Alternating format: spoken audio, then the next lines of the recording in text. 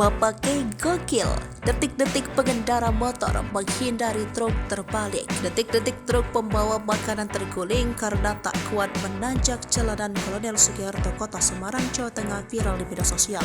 Melalui postingan Instagram @info kejadian Semarang tersebut terlihat masih ada beberapa kendaraan sepeda motor yang ada di belakang truk yang tak kuat menanjak itu. Setelah viral, sejumlah warganet turut memuji aksi pengendara sepeda motor yang masih bisa menghindar saat truk pembawa makanan itu berjalan mundur.